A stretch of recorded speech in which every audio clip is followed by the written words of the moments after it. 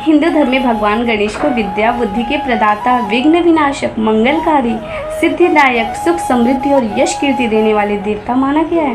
पौराणिक ग्रंथों के अनुसार ओम और स्वास्ति को भी साक्षात गणेश जी का स्वरूप माना गया, तभी तो कोई भी शुभ कार्य करने की शुरुआत इनसे ही होती है।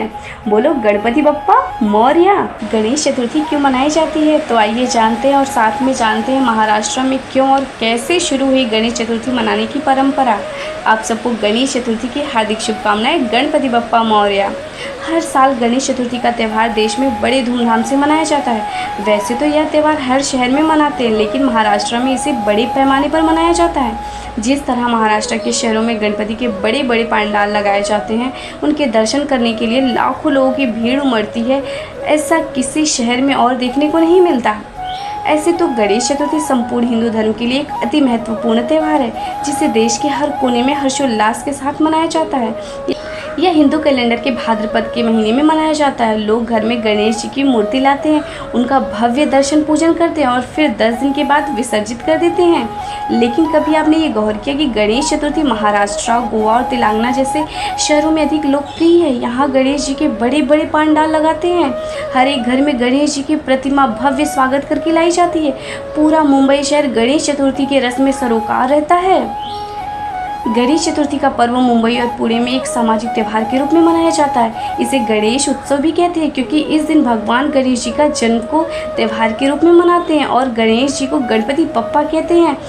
यह 11 दिन तक चलने वाला त्यौहार है, जिसमें सभी अपने घरों में गणेश जी की प्रतिमा लेकर आते हैं और पूजन के बाद विसर्जित करते हैं। देश भर में मनाए जाने के अलावा इस त्यौहार की चकाचौंध मुंबई और पुणे में कुछ अलग ही होती है। गणेश जी के बड़े पंडाल, भव्य आरती और भव्य श्रृंगार इसका हिस्सा बनते हैं।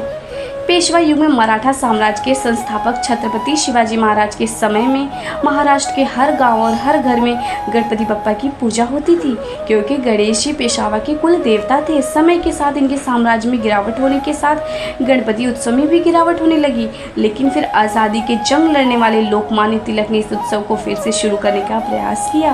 वर्तमान में होने वाले गणेश उत्सव की शुरुआत 1892 में हुई थी, जब पुणे निवासी कृष्णाजी पंत मराठा द्वारा शासित ग्वालियर गए। वहाँ उन्होंने पारंपरिक गणेश उत्सव देखा और उन्हें पुणे वापस आकर अपने मित्र बाला साहब नाटू और भाऊ साहब लक्ष्मण जावले, जिन्हें भाऊ रंगारी के नाम से भी जाना जाता है, उनसे इसकी बात का जिक्र किया गया। साहब जावले ने इसके बाद पहली गणेश मूर्ति की स्थापना की। लोकमान्य तिलक ने 1893 में अपने अखबार केसरी में जावले के इस प्रयास की प्रशंसा की।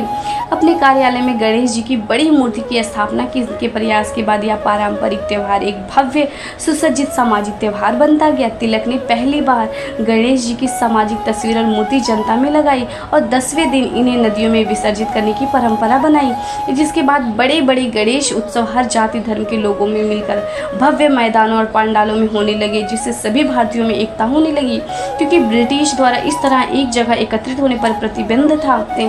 गणेश उत्सव के सामने ये प्रतिबंध काम नहीं करते। तिलक ने गणेश जी को सबके भगवान कहा और गणेश चतुर्थी को भारतीय त्यौहार घोषित किया।